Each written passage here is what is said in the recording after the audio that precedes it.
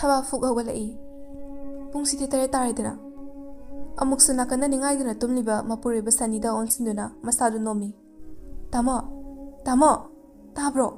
ꯇꯥꯃꯣ꯫ ꯁꯅꯤ ꯇꯞꯅ ꯃꯁꯥꯗꯨ ꯂꯦꯡꯂꯛꯏ꯫ ꯊꯕꯥ ꯑꯃꯨꯛꯁꯨ, ꯇꯥꯃꯣ, ꯇꯥꯃꯣ, ꯍꯧꯒꯠꯄꯤꯔꯣ, ꯊꯦꯡꯉꯦ, ꯄꯨꯡꯁꯤ 8 ꯇꯥꯈ꯭ꯔꯦ꯫ ꯑꯁꯤ ꯍꯥꯏꯅ ꯍꯥꯏꯅ ꯊꯕꯥ ꯐꯃꯨꯡꯗꯒꯤ ꯐꯠ ꯀꯨꯝꯊꯩ, ꯑꯗꯨꯒ ꯕꯥꯠꯔꯨꯝ ꯇꯞꯅ ꯐꯠ ꯆꯦꯟꯁꯤꯟꯈꯤ꯫ ꯃꯤꯀꯨꯞ ꯈꯔꯒꯤ ꯃꯇꯨꯡ ꯊꯕꯥ ꯏꯔꯨꯖ ꯃꯥꯏꯊꯖꯕ ꯂꯣꯏꯔꯗꯨꯅ ꯄ꯭ꯔꯞ ꯄ꯭ꯔꯞ ꯃꯥꯒꯤ ꯀꯥꯗꯒꯤ ꯊꯣꯛꯂꯛꯂꯦ꯫ ꯅꯨꯡꯁꯤ ꯃꯃꯧꯅ ꯇꯍꯥ ꯇꯍꯥ ꯊꯣꯛꯂꯛꯄꯗꯨ ꯎꯕꯗ, "ꯍꯩ ꯊꯕꯥ, ꯅꯪꯕꯨ ꯇꯞꯅ ꯂꯥꯛꯄ ꯌꯥꯗ꯭ꯔꯣ?" ꯊꯕꯥ ꯃꯁꯥꯗꯨ ꯉꯁꯤꯗꯤ ꯏꯀꯥꯏꯕꯅ ꯂꯣꯏꯔꯦ꯫ "ꯏꯃꯥ, ꯑꯩꯗꯣ ꯉꯔꯥꯡ ꯇꯨꯝꯕ ꯌꯥꯗꯗꯅ ꯈꯔ ꯊꯦꯡꯅ ꯇꯨꯝꯂꯨꯔꯦ, ꯑꯗꯨꯒꯤ ꯊꯦꯡꯗꯣꯛꯈ꯭ꯔꯦ." ꯅꯨꯡꯁꯤꯅ, "ꯏꯍꯦ, ꯑꯗꯨꯒꯤꯕꯨ ꯏꯃꯥꯅꯅꯦ ꯂꯣꯏꯅ ꯂꯣꯏꯁꯤꯜꯂꯕꯅꯤ ꯊꯕꯛ ꯏꯪꯈꯥꯡꯒ, ꯆꯥꯛ ꯊꯥꯡꯒꯠꯀꯗꯕ ꯈꯛꯇ ꯉꯥꯏꯔꯕꯅꯤ꯫ ꯏꯃꯥꯁꯨ ꯌꯥꯎꯁꯟꯕꯤꯔꯛꯀꯦ, ꯏꯕꯨꯡꯉꯣꯗꯤ ꯍꯧꯒꯠꯇ꯭ꯔꯤꯕ ꯅꯠꯇ꯭ꯔꯣ?" "ꯍꯧꯒꯠꯍꯧꯗ꯭ꯔꯤꯌꯦ, ꯍꯧꯕꯨꯗꯤ ꯍꯧꯗꯣꯛꯂꯝꯂꯕꯅꯤ." "ꯐꯔꯦ ꯐꯔꯦ, ꯍꯧꯒꯠꯆꯔꯛꯁꯔꯅꯤ ꯃꯔꯥꯏꯅ." "ꯍꯣꯏ ꯏꯃꯥ." ꯑꯁꯤ ꯍꯥꯏꯗꯨꯅ ꯊꯕꯥ ꯀꯤꯆꯟꯗ ꯆꯪꯈꯤ, ꯑꯗꯨꯒ ꯆꯥꯛ ꯃꯩ ꯊꯥꯒꯠꯄ ꯍꯧꯈꯤ꯫ ꯅꯨꯡꯁꯤꯁꯨ ꯅꯥꯀꯟꯗ ꯆꯪꯁꯤꯜꯂꯛꯇꯨꯅ ꯃꯃꯧꯒꯤ ꯃꯇꯦꯡ ꯄꯥꯡꯂꯤ꯫ ꯇꯟꯖꯥ ꯑꯁꯤꯗ ꯁꯅꯤꯁꯨ ꯃꯈꯨꯠꯇ ꯇꯥꯋꯦꯜ ꯑꯃ ꯄꯥꯏꯗꯨꯅ ꯀꯤꯆꯟ ꯇꯞꯅ ꯆꯪꯂꯛꯏ꯫ "ꯊꯕꯥ, ꯀꯣꯐꯤ ꯑꯃꯇ ꯁꯦꯝꯃꯛꯑꯣ." ꯊꯕꯥ ꯇꯧꯔꯝꯕ ꯊꯕꯛꯇꯨ ꯐꯠ ꯂꯦꯞꯄꯤ, ꯑꯗꯨꯒ ꯁꯅꯤꯒꯤ ꯀꯣꯐꯤꯗꯨ ꯁꯦꯝꯗꯨꯅ ꯄꯤ꯫ ꯁꯅꯤꯁꯨ ꯀꯣꯐꯤꯗꯨ ꯂꯧꯔꯒ ꯅꯥꯀꯟꯗ ꯂꯩꯔꯤꯕ ꯆꯦꯌꯔꯗꯨ ꯆꯤꯡꯊꯣꯛꯂꯒ ꯇꯞꯅ ꯐꯝꯊꯔꯛꯏ꯫ "ꯀꯔꯤ ꯏꯟꯖꯥꯡ ꯊꯣꯡꯗꯣꯏꯅꯣ?" ꯅꯨꯡꯁꯤꯅ, ꯀꯥꯡꯁꯣꯏ ꯑꯃꯒ ꯀꯥꯡꯍꯧ ꯑꯃꯒ ꯇꯧꯔꯒꯦ, ꯅꯪꯕꯨ ꯁ꯭ꯀꯨꯜ ꯆꯠꯀꯗꯕ ꯅꯠꯇ꯭ꯔꯣ?" ꯁꯅꯤ ꯑꯄꯤꯛꯄ ꯄ꯭ꯔꯥꯏꯚꯦꯠ ꯁ꯭ꯀꯨꯜ ꯃꯆꯥ ꯑꯃꯗ ꯑꯣꯖꯥ ꯑꯣꯏꯔꯝꯃꯤ꯫ ꯑꯉꯥꯡ ꯇ꯭ꯌꯨꯁꯟ ꯈꯔ ꯇꯧ, ꯁ꯭ꯀꯨꯜꯗꯒꯤ ꯐꯪꯂꯛꯄ ꯇꯣꯂꯣꯞ ꯑꯁꯤꯅ ꯇꯧꯗꯨꯅ ꯌꯨꯝ ꯑꯁꯤ ꯃꯍꯥꯛꯅ ꯄꯨꯔꯤꯕꯅꯤ꯫ "ꯆꯠꯀꯗꯣꯏꯅꯤ, ꯍꯟꯗꯛꯇꯤ ꯑꯦꯛꯖꯥꯝ ꯃꯌꯥꯒ ꯑꯣꯏꯕꯒ ꯊꯕꯛꯁꯨ ꯌꯥꯝ ꯆꯤꯟꯈꯠꯂꯛꯑꯦ." ꯁꯅꯤ ꯊꯕꯥꯗ ꯑꯃꯨꯛ ꯑꯣꯟꯁꯤꯜꯂꯒ, "ꯊꯕꯥ, ꯆꯥꯛꯇꯣ ꯉꯁꯤꯗꯤ ꯈꯔ ꯉꯟꯅ ꯂꯣꯏꯁꯤꯟꯅꯕ ꯇꯧ, ꯑꯩ ꯈꯔ ꯉꯟꯅ ꯆꯠꯀꯦ." ꯊꯕꯥꯅ, "ꯑꯍꯣꯏ." ꯑꯁꯤ ꯍꯥꯏꯗꯨꯅ ꯀꯥꯡꯍꯧꯗꯨ ꯉꯧꯅꯕ ꯊꯧꯔꯥꯡ ꯇꯧꯏ, ꯑꯗꯨꯕꯨ ꯊꯕꯥ ꯃꯀꯣꯛꯇꯨ ꯈꯪꯉꯥꯎ ꯉꯥꯎꯈꯠꯂꯛꯏ꯫ ꯃꯍꯥꯛ ꯃꯃꯤꯠꯇꯨ ꯆꯦꯠꯅ ꯎꯏꯁꯤꯟꯗꯨꯅ ꯃꯀꯣꯛ ꯑꯗꯨ ꯄꯥꯏꯗꯨꯅ ꯈꯥꯡꯉꯤ꯫ ꯅꯨꯡꯁꯤ ꯃꯇꯧꯗꯨ ꯎꯔꯗꯨꯅ, "ꯊꯕꯥ!" ꯁꯅꯤꯁꯨ ꯌꯦꯡꯈꯠꯂꯛꯏ꯫ ꯇꯍꯥ ꯇꯍꯥ ꯊꯕꯥꯒꯤ ꯃꯅꯥꯛꯇ ꯆꯦꯟꯁꯤꯟꯗꯨꯅ ꯊꯕꯥꯕꯨ ꯉꯥꯛꯄꯤ꯫ ꯊꯕꯥ ꯑꯃꯨꯛꯁꯨ ꯊꯪꯅꯕ ꯃꯤꯀꯨꯞꯇ ꯋꯥꯁꯔꯨꯝ ꯇꯝꯅ ꯄꯥꯏꯁꯤꯟꯈꯤꯗꯨꯅ ꯑꯣꯕ ꯍꯧꯔꯛꯏ꯫ ꯁꯅꯤꯗꯤ ꯄꯥꯈꯠꯈ꯭ꯔꯦ, ꯃꯈꯨꯠꯇ ꯏꯁꯤꯡ ꯒ꯭ꯂꯥꯁ ꯑꯃ ꯄꯥꯏꯗꯨꯅ ꯊꯕꯥꯒꯤ ꯇꯨꯡ ꯏꯟꯅꯈ꯭ꯔꯦ꯫ ꯑꯗꯨꯕꯨ ꯅꯨꯡꯁꯤ ꯀꯔꯤ ꯋꯥꯈꯜꯕꯨ ꯈꯜꯂꯤꯕ, ꯃꯃꯣꯟ ꯃꯤꯅꯣꯛꯅ ꯃꯥꯏꯊꯣꯡꯗꯨ ꯂꯩꯇꯦꯡꯈ꯭ꯔꯦ꯫ ꯁꯣꯝꯗ ꯁꯅꯤ ꯄꯥꯈꯠꯅ, "ꯈꯔ ꯐꯔꯕꯣ?" "ꯐꯔꯦ꯫ ꯅꯪꯕꯨ ꯑꯌꯨꯛꯁꯤꯗ ꯀꯔꯤ ꯀꯔꯤ ꯆꯥꯁꯤꯜꯂꯨꯔꯒꯦ?" ꯊꯕꯥ ꯃꯉꯛꯇꯨ ꯍꯥꯏ, ꯀꯔꯤꯝꯇ ꯆꯥꯗꯦ ꯍꯥꯏꯕꯒꯨꯝ꯫ "ꯐꯔꯦꯁꯦ, ꯂꯥꯛꯑꯣ, ꯉꯥꯏꯍꯥꯛ ꯄꯣꯊꯥꯔꯨ ꯂꯥꯛꯑꯣ, ꯈꯨꯠꯇꯣ ꯑꯩ ꯁꯝꯕꯤꯒꯦ, ꯆꯥꯛꯁꯤꯁꯨ ꯑꯩꯅ ꯑꯣꯏꯅ ꯂꯣꯏꯁꯤꯟꯕ ꯇꯥꯔꯦꯗꯅ." ꯑꯁꯤ ꯍꯥꯏꯗꯨꯅ ꯁꯅꯤ ꯊꯕꯥꯕꯨ ꯁꯝꯕꯤꯗꯨꯅ ꯑꯃꯨꯛ ꯀꯤꯆꯟꯗ ꯄꯨꯁꯤꯜꯂꯛꯂꯒ ꯅꯤꯡꯊꯤꯖꯅ ꯐꯝꯍꯜꯂꯤ꯫ ꯅꯨꯡꯁꯤ ꯃꯃꯧꯅ ꯐꯖꯅ ꯐꯝꯈ꯭ꯔꯕꯗ ꯁꯅꯤꯗ ꯑꯣꯟꯁꯤꯟꯗꯨꯅ, "ꯍꯥꯏ ꯏꯕꯨꯡꯉꯣ, ꯅꯪꯕꯨ ꯊꯕꯛꯇꯨ ꯈꯔ ꯊꯦꯡꯅ ꯂꯥꯛꯂꯒꯦ ꯍꯥꯏꯈ꯭ꯔꯣ, ꯐꯅ ꯑꯆꯤꯟꯕ ꯂꯩꯔꯕꯁꯨ, ꯑꯗꯨꯒ ꯏꯃꯧꯒ ꯄꯨꯟꯅꯅꯦ ꯗꯣꯛꯇꯔ ꯆꯠꯇꯨꯅ ꯏꯃꯧꯁꯨ ꯌꯦꯡꯊꯣꯛꯂꯨꯆꯣ." "ꯍꯣꯏ ꯏꯃꯥ, ꯑꯩ ꯌꯥꯅꯕ ꯁꯤꯟꯈ꯭ꯔꯒꯦ." ꯑꯁꯨꯝꯅ ꯃꯇꯝꯗꯤ ꯂꯦꯞꯄ ꯂꯩꯇ ꯑꯁꯨꯝ ꯆꯠꯈꯤ꯫ ꯊꯕꯥ ꯑꯃꯗꯤ ꯁꯅꯤ ꯃꯈꯣꯏ ꯑꯅꯤꯁꯨ ꯍꯣꯁꯄꯤꯇꯥꯜ ꯇꯝꯅ ꯂꯥꯛꯇꯨꯅ ꯊꯕꯥꯒꯤ ꯃꯁꯥꯗꯨ ꯌꯦꯡꯊꯣꯛꯂꯝꯃꯤ꯫ ꯗꯣꯛꯇꯔꯗꯨꯅ, "ꯀꯟꯒ꯭ꯔꯦꯆꯨꯂꯦꯁꯟꯁ." ꯁꯅꯤ ꯊꯕꯥ ꯉꯛꯅ ꯌꯦꯡꯅꯩ꯫ ꯗꯣꯛꯇꯔ ꯑꯗꯨꯁꯨ ꯃꯈꯥ ꯇꯥꯔꯛꯏ, "ꯑꯗꯣꯝꯒꯤ ꯋꯥꯏꯐꯁꯦ ꯄ꯭ꯔꯦꯒꯅꯦꯟ ꯑꯣꯏꯔꯦ, ꯃꯄꯥ ꯃꯃꯥ ꯍꯥꯏꯕ ꯃꯤꯡꯊꯣꯜ ꯑꯗꯣ ꯐꯪꯒꯗꯕ ꯀꯨꯏꯗ꯭ꯔꯦ." ꯁꯅꯤ ꯊꯕꯥ ꯍꯔꯥꯎꯕꯅ ꯉꯝꯈꯩ ꯂꯩꯈꯤꯗ꯭ꯔꯦ꯫ ꯊꯕꯥꯗꯤ ꯍꯔꯥꯎꯃꯟꯕꯅ ꯃꯤꯠꯂꯨ ꯑꯅꯤꯃꯛꯇꯒꯤ ꯄꯤꯔꯥꯡ ꯁꯤꯟꯊꯔꯛꯏ꯫ ꯑꯁꯨꯝꯅ ꯃꯈꯣꯏ ꯑꯅꯤꯁꯨ ꯍꯔꯥꯎ ꯍꯔꯥꯎ ꯅꯨꯡꯉꯥꯏꯕ ꯄꯥꯎꯗꯨ ꯄꯨꯗꯨꯅ ꯂꯥꯛꯂꯒ ꯃꯃꯥ ꯅꯨꯡꯁꯤꯗ ꯇꯝꯖꯔꯝꯃꯤ꯫ ꯅꯨꯡꯁꯤꯁꯨ ꯃꯁꯨ ꯐꯪꯂꯒꯅꯤ ꯈꯜꯂꯨꯕꯗ ꯍꯔꯥꯎꯕꯅ ꯉꯝꯈꯩ ꯂꯩꯈꯤꯗ꯭ꯔꯦ꯫ ꯅꯨꯡꯁꯤ ꯍꯔꯥꯎꯅ ꯅꯣꯛꯆꯗꯨꯅ, "ꯏꯁ, ꯅꯨꯡꯉꯥꯏꯔꯦ ꯅꯨꯡꯉꯥꯏꯔꯦ, ꯁꯤ ꯃꯉꯥꯏꯗꯅ ꯅꯨꯡꯉꯥꯏꯕ ꯄꯥꯎ ꯍꯥꯏꯕꯗꯣ, ꯑꯩꯁꯤ ꯏꯁꯨꯒꯩꯗꯣ ꯄꯥꯝꯖꯕ ꯐꯪꯂꯒꯗꯕ." "ꯏꯁ, ꯑꯩ ꯏꯕꯨꯡꯉꯣ, ꯏꯃꯧꯁꯦ ꯊꯕꯛ ꯑꯋꯥꯕꯒ ꯁꯨꯍꯟꯕ ꯌꯥꯕ ꯅꯠꯇꯦ, ꯏꯃꯥꯅꯦ ꯌꯥꯝꯅ ꯀꯜꯂꯤ, ꯏꯃꯥꯅꯅꯦ ꯂꯣꯏꯅ ꯇꯧꯒꯅꯤ, ꯅꯪꯁꯨ ꯏꯃꯧꯗ ꯍꯧꯖꯤꯛꯇꯤ ꯑꯗꯨ ꯑꯗꯥ ꯇꯧꯔꯛꯎ ꯍꯥꯏꯗꯨꯅ ꯑꯈꯣꯟ ꯁꯤꯕ ꯌꯥꯕ ꯅꯠꯇꯦ." ꯁꯅꯤꯅ, "ꯑꯍꯣꯏ ꯏꯃꯥ." ꯊꯕꯥ ꯃꯅꯦꯝꯒꯤ ꯃꯇꯧꯗꯨꯗ ꯄꯨꯛꯅꯤꯡ ꯌꯥꯝꯅ ꯅꯨꯡꯁꯤꯔꯛꯂꯦ꯫ ꯋꯥꯈꯜꯗ ꯈꯜꯂꯛꯏ, ꯏꯃꯥ ꯍꯥꯏꯕꯗꯣ ꯑꯁꯨꯝ ꯇꯧꯕ ꯖꯥꯠꯂꯥ? ꯏꯃꯥꯒꯤ ꯃꯁꯛ ꯈꯪꯍꯧꯗꯕ ꯑꯩꯗꯤ ꯏꯃꯥꯒꯤ ꯃꯤꯅꯨꯡꯁꯤ ꯀꯔꯤꯅꯣ ꯍꯥꯏꯕ ꯑꯩ ꯈꯪꯗꯦ꯫ ꯁꯅꯤ ꯊꯕꯥꯒꯤ ꯃꯇꯧꯗꯨ ꯌꯦꯡꯊꯣꯛꯂꯛꯄꯗ ꯎꯔꯛꯏ꯫ "ꯊꯕꯥ, ꯀꯩꯗꯧꯔꯦ?" Thaba masa khangjada milu animak pirangtana thumatuna leiramle. Nushishu mamogi matau aduda. Imabu kaidaurage karigi kaplibano. Thaba masa ithak thakatli. Ha aiwa ase haiduna mapidu satai thoi. Nushina Thaba kaidaurage nangbo nasa nungaitabro. Thaba khonjal tanikna. Ima mama amagi minungsi ase asira. Namaudi imasu ipasu masa khangjahuba nate. Makhoi minungsisu karamna tawi haiba ai khangde. Apok asonbi adugi minungsi natana. Imagi matau se uraga namaugi pukningse yam nungsiye. Nungsi mamaugi matau aduda hena nungsiba pokladuna. Angaubi shidi adumna nungaitaba wakhal khanba yade ko hojik. Imauna karigi adumna khalibano. Imaugi ima paba masa khangaudrabasu hojikti nama ai leiribasidi nama aibu nahaki apokpi ima makni khallo. Ima nasu icha ningol yauzadabanina imaubu icha ningol makni haina khalibani. Thaba nushi wahaituda mapokni hena nushi thokre. Mahak famlamadagi fuk hogalaglaga nushi gi manakta lagduna nushi bu chetna konsinki.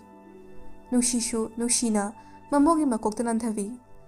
Sanisu mamaga Thabaga gi mataudu mamit pena yengzai. Mikup khara adumna leinarurabagi tungda Sani tapna. Ima Thaba adudi ayamu thokrage. Thaba do onsinduna. Nasado nungaina leinabu hono buhangado.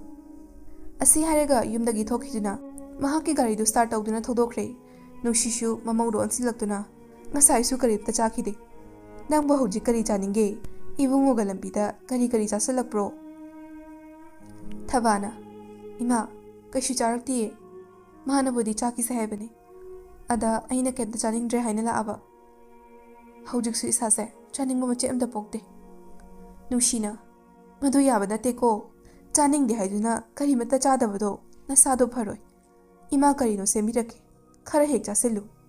Thaba manemna haiba wada mahak hiktokpagi pangal leite. Ima aibu kyam kuina asumna mirot amagum nei ko hairibano.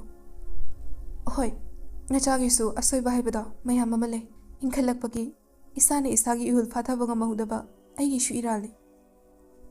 Nungsirini haiduna thawai hakchang punna luptana nungsirubagi. Adubu Ima soikre haiduna bu ai kyam kuina lotuna miramasida ichaga punna leigani. Icha asina mapa hanglapa khudingi ai gai khumu haibano. Mase ai hakatana soibadi natedana. Magi sharu yauribani. Hiyainuna aisu khangine banu Ima khangi ichana kayagi matik waramgani haiba. Adubu mahakti lohongkhre ne maduda amuk changsiluba haibase atomi mingthol phangdoribani. Ima madu pamdine adugisu mathakta mahakti angang asigi maramda khanglamgadabasu mandine. Banuna Ima madu pamde haduna aibu bunsi chupase mirot amugum lengkhro haibadi ai ngamloro Ima ai hengmak Manipur tholakani. Masida Imana thinglapasu yaroi. Mase chaigi apamane. Ai hojikti gyan tare. Inkhalakpa matamgi Bhanudo ai natri. Aduga mahakna fana topa nupi thigiduna lohongkiba oisanu. Aigi ifamda hojik madu thiduna leibagi matam natte. Aigidi aigi ichagi mapa piba se khaktani. Tanja asida Jaya Lakshmi mamagi manakta changsilai. Mama ai chaklame. Banu machagi wahidu tabada. Ima nacha thamlage kona moi tawrage. Banu koldu kakhi aduga Jaya Lakshmi na onsinduna. Ichabu chaklama bane. Lame. Mama nangi chanaba kari no semge. Ado mama akhoi heng Manipur chatura. Manipur da aigi papa leibro. Banu machagi wada khumam khangde tapna wa thidokre. Laose. Pung 3 tarakpa matamni Sani school lagi gari du thodoraklaga Thabagi ni haina acha athakara leiri. Tanja duda tungdagi mahakpu kaubagi honjel ama taraklami. Bye Sani. Sani tungda fat antorai. Mahak ingagagna. Bye. Udabu kuireda. Karam kan thoglai ino. Boy noklaka. 10 days mukhaire tholakpa. Asise yam thajade.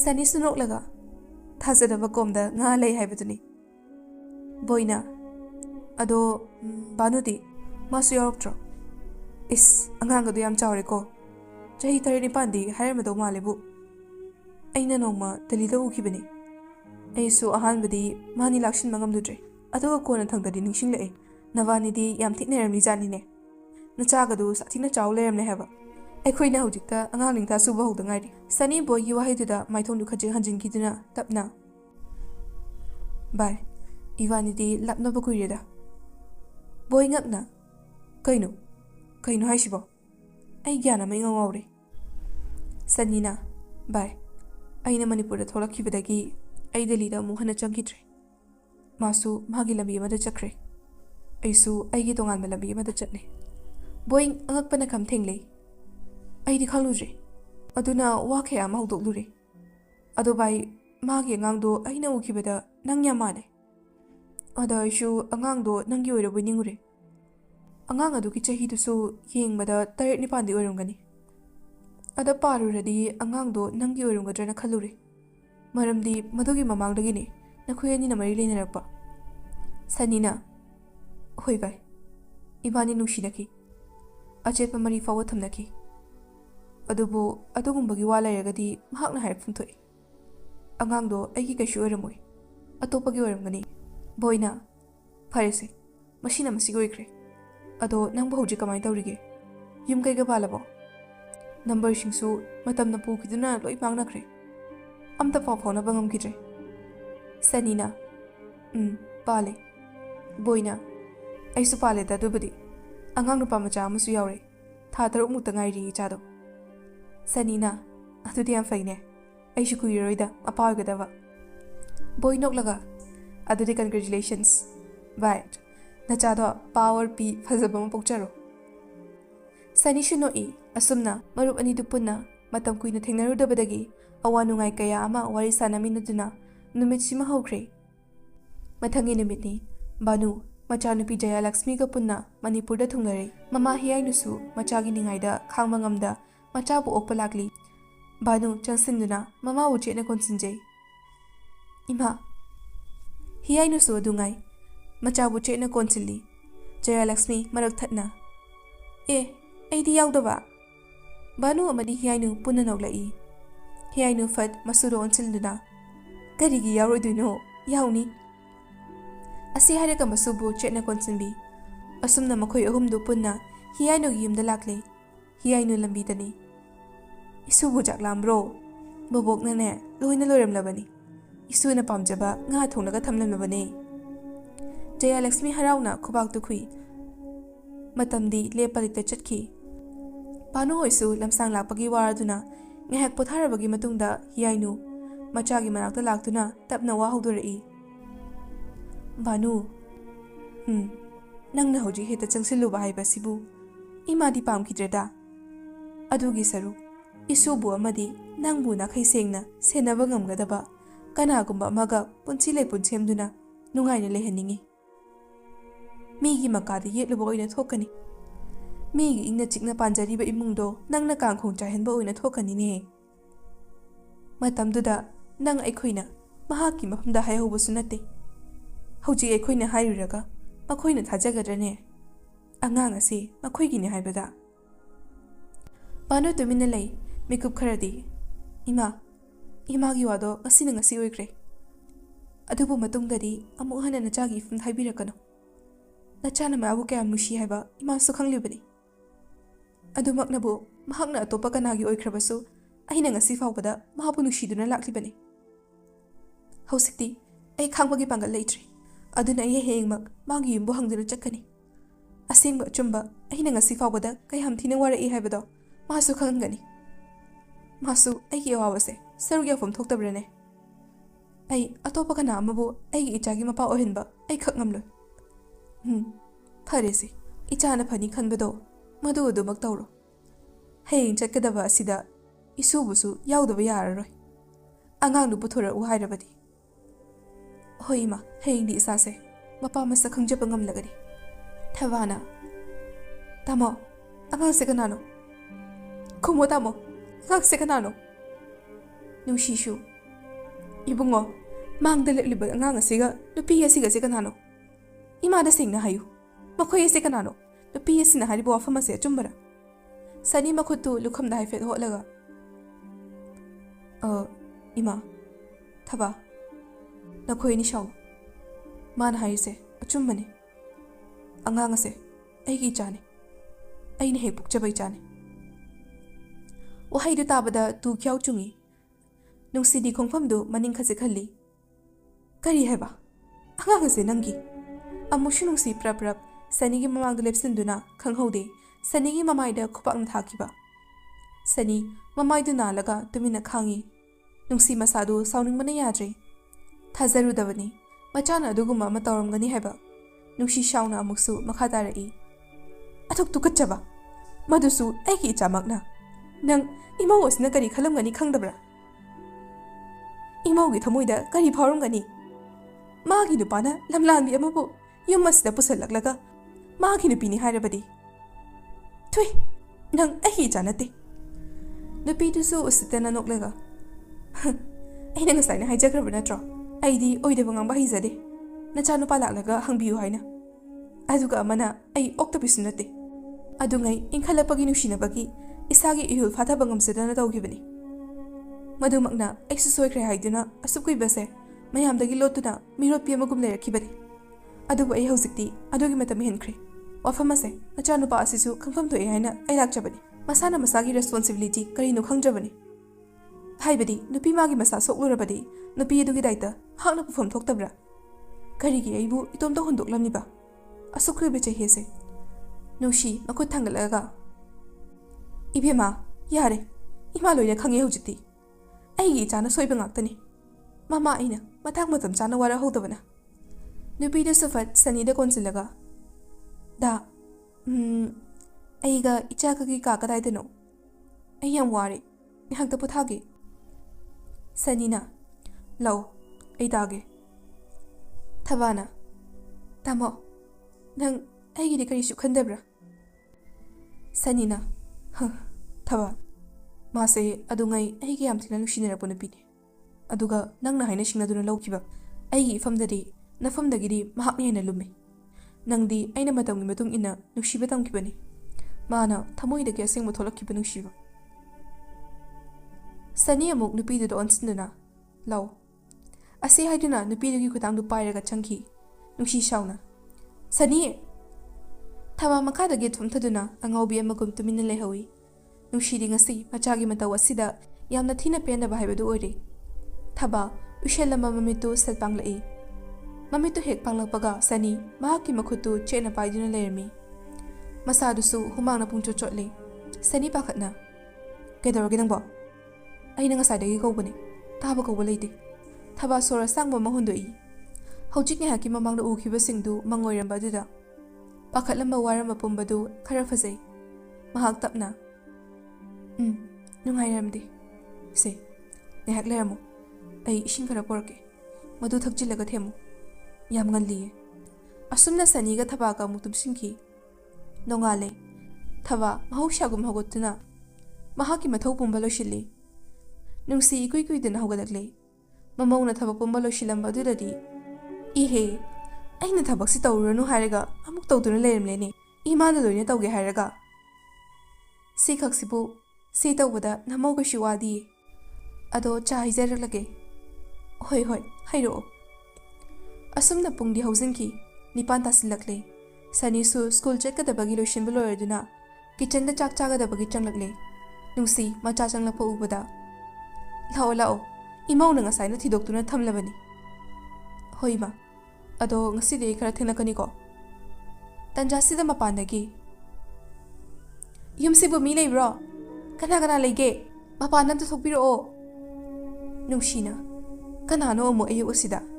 Ima thoklaga yengugi. Ase haiduna nushi thoki.